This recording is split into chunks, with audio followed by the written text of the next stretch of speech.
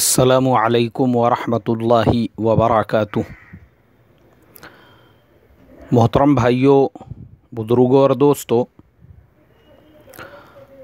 ये हमारा इस्लाह मुआशरा का 718वां सबक है। मोहतरम बुज़ुर्गों, एक मराठी न्यूज़पेपर में एक हिला देने वाली ख़बर, झंझोड़ देने वाली ख़बर पढ़ने के लिए मिली और मैं समझता हूँ हमारे ज़माने के वो तमाम पेरेंट्स, वो सारे माँ बाप, वो सारे सरपरस्त जो अपनी औलादों को इंजीनियर, डॉक्टर बनाने के लिए लाखों रुपये ख़र्च करते हैं और बाद में ये अरमान दिल के अंदर बसा कर कि हमारा बेटा अमेरिका, हमारा बेटा यूरोप, हमारा बेटा इंग्लैंड चला जाए, उनकी आंखें खोलने के लिए काफ़ी है। अहमदनगर के अंदर एक वृद्धा आश्रम, ओल्ड हाउस, वहाँ पर एक आदमी का इंतकाल हो गया। इंतकाल के बाद वृद्धा आश्रम के लोगों ने उसके रिश्तेदारों से कांटेक्ट किया। बोले भाई, तुम्हारे जो फुलाने जिनको आपने यहाँ पर छोड़कर गए थे, उनका इंतकाल हो चुका है, अब हम लोगों ने क्या करना चाहिए।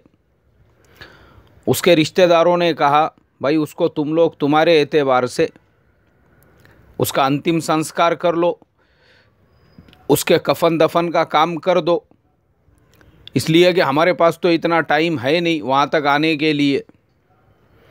मोहतरम बुजुर्गों, मरने वाला कौन और मरने वाले के रिश्तेदार कौन?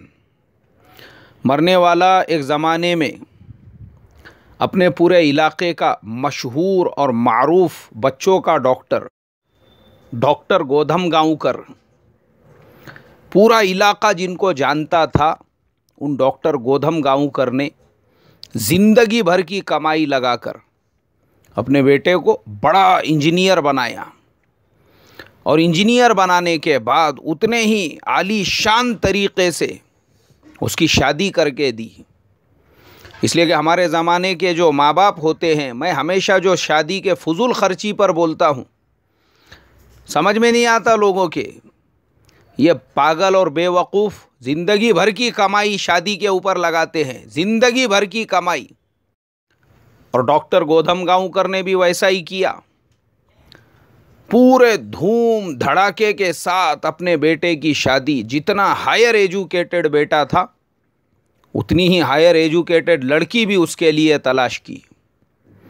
अब मेरे मोहतरम बुजुर्गों, वो बेटा, उसकी बीवी दोनों मिलके अमेरिका चले गए, वहाँ पे जाके सेटल हो गए। दोनों हायर एजुकेटेड थे, दोनों को भी जॉब मिल गया। कुछ सालों के बाद वो लोग अमेरिका में सेटल हो गए। उसके बाद डॉक्टर गोधम गांवकर साहब की एक बेटी थी। उन्होंने कहा कि जब मेरा बेटा इतना पढ़ा हुआ है तो बेटी क्यों ना पढ़ी लिखी रहे। इसलिए उन्होंने अपने बेटी को भी खूब पढ़ाया, उसको भी एकदम आला से आला तालीम दिलाई और वैसे ही हायर एजुकेटेड लड़के के साथ अपने बेटी की भी शादी करके दे दी। वो बेटी भी अमेरिका चली गई, उसका शोहर भी अमेरिका, बेटा बेटी दोनों अमेरिका जाके सेटल हो गए। और वक्त ऐसा आया, ज़िंदगी भर की कमाई लगाकर बच्चों को अपने शहर के टॉप से टॉप इंग्लिश स्कूल में पढ़ाने वाले, सबसे टॉप स्कूल कौन सा है बोले, शहर का कॉन्वेंट स्कूल, वहाँ पे अपने बच्चों का एडमिशन होना चाहिए। नहीं, यही सोचता है ना हमारे ज़माने का हर पेरेंट्स, उसको टॉप का स्कूल चाहिए, टॉप के स्कूल में पढ़ा के फिर टॉप का कॉलेज चाहिए, टॉप के कॉलेज में पढ़ाकर फिर टॉप की कंपनी चाहिए जॉब के लिए, टॉप की कंपनी में जॉब भी मिल गया। ये सब के पीछे का राज क्या होता है, हिकमत क्या होती है? अरे भाई, हमारे बच्चों की लाइफ बन जाए, बच्चों की लाइफ बनेगी, आगे चल के हमारे लिए सुकून, चैन, इत्मीनान रहेगा, बच्चे सेटल हो जाएंगे तो उनकी ज़िंदगी भी खुशहाल गुजरेगी और वो माँ बाप की खिदमत करेंगे। इसके पीछे का मेथड और मकसद तो यही होता है। लेकिन खून के आंसू बहाने की बात, इतना सब करने के बाद भी अगर वो माँ बाप अपने बच्चों की खिदमत से महरूम हैं तो कुत्तों से बदतर है ये ज़िंदगी। कुत्ते अच्छे हैं, कुत्ते हमारे से, कि कम से कम आज़ाद तो है, गलियों के अंदर, कूचों के अंदर, रोड पे, रास्तों पे, जहां दिल बोला वहां पे जा सकते, आ सकते, खा सकते, पी सकते, ऐश कर सकते। हमारे से अच्छी जिंदगी उनकी है। और अगर हम पूरी जिंदगी भर की कमाई ऐसी औलाद के पीछे लगाकर एक ब्राइट फ्यूचर के चक्कर में कि बच्चों की लाइफ बनेंगी, तो हम लोगों को सुकून इत्मीनान रहेगा और वो हमारी खिदमत करेंगे। और सब करने के बाद भी औलादे दूसरे मुल्कों में जाके सेटल हो जाए और यहाँ माँ बाप के मुंह में लुकमा डालने वाला कोई ना रहे, तो क्या है ये जिंदगी? कुछ फायदे की नहीं है। ये सब दिखावे के है, 2-2, 3-3 करोड़ के बंगले, ये सब दिखावे के है, 1.5-1.5, 2-2 करोड़ के फ्लैट्स, ये सब खाली नाम के लिए और बड़ेपन के लिए है। कहां पर फ्लैट है? फुलाने सोसाइटी में। क्यों? नहीं, हाजी साहब का एक बेटा इंग्लैंड में, दूसरा अमेरिका में है, और बुड्ढा क्या कर रहा है यहां पे? कुछ भी नहीं है, मौत के फरिश्ते का इंतजार कर रहा। बोले अब बैठे बैठे एड़ियां रगड़ रहा है, बस मलकुल मौत का ही इंतजार है। क्या फायदे की है ऐसी औलाद? वही डॉक्टर गोधम गांवकर जो थे, उनके साथ में भी तो वैसा ही हुआ।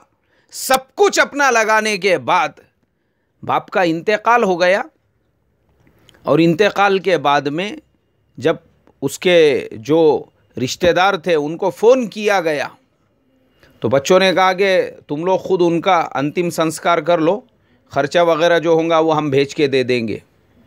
अफसोस की बात, एक ज़माने का एक नंबर का पेडियाट्रिक डॉक्टर, उनका अंतिम संस्कार कर दिया गया। वो बेचारे वृद्धाश्रम के लोगों ने ही, और औलादे अंतिम संस्कार में आने से महरूम रह गई। कोई भी नहीं, ना बेटा ना बेटी। कितने अफसोस की बात है मेरे मोहतरम बुजुर्गों, खून के आंसू बहाने की बात है हमारे लिए। और ये एक वाक़िया नहीं, और एक वाक़िया, अभी मेरी बात पूरी नहीं हुई। मेरे मस्जिद के एक साथी ने रात में 1:30 बजे मुझे एक न्यूज़ की लिंक भेजी। अभी सुबह में मैंने जब उसको ओपन करके पढ़ा, मेरे मोहतरम बुजुर्गों, देखो हमारा ज़माना महाराष्ट्र और गुजरात के बॉर्डर पालघर के अंदर एक गांव में एक आदमी और उसकी बीवी दोनों रहा करते थे। उनकी एकलौती बेटी, उसकी शादी उन्होंने अहमदाबाद में करके दे दी, और इत्तेफाक ऐसा 70 साल की जो बूढ़ी औरत थी उसका इंतकाल हो गया। गांव के मुसलमानों ने उसके बेटी को फ़ोन करके अहमदाबाद में इत्तला दी कि तुम्हारे माताजी का देहांत हो चुका है। तो बेटी ने गांव के मुसलमानों से ये कहा कि मेरे माताजी का अंतिम संस्कार तुम लोग कर लो, और मुझे ऑनलाइन जो है लाइव वीडियो शूटिंग दिखा देना, मेरी माँ का अंतिम संस्कार कैसे हो रहा है, और उसके बाद उसकी जो अस्थियाँ हैं वो मुझे कुरियर के ज़रिए से, जैसे आजकल ऑनलाइन शॉपिंग हो चुकी है वैसे मुझे ऑनलाइन भेज के दे देना। इन्ना लिल्लाहि व इन्ना इलैहि राजिऊन। मोहतरम बुजुर्गों, इंतहाई अफसोस के साथ के गांव के मुसलमानों ने, वो बेचारी बूढ़ी औरत, बेटी अहमदाबाद से आने को तैयार नहीं। हालांकि मैं आपको बता दूं, अहमदाबाद से पालघर तक का फासला मुश्किल से 3 घंटे का होगा।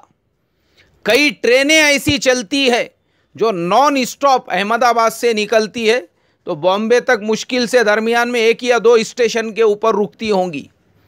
उसके बावजूद वो बेटी, जिसके लिए पूरी ज़िंदगी लगाकर उसका आलीशान निकाह करके दिया था, माँ के अंतिम संस्कार में आने को तैयार नहीं। तो हम कौन से ज़माने में जी रहे हैं? कौन से ज़माने में हम जी रहे हैं?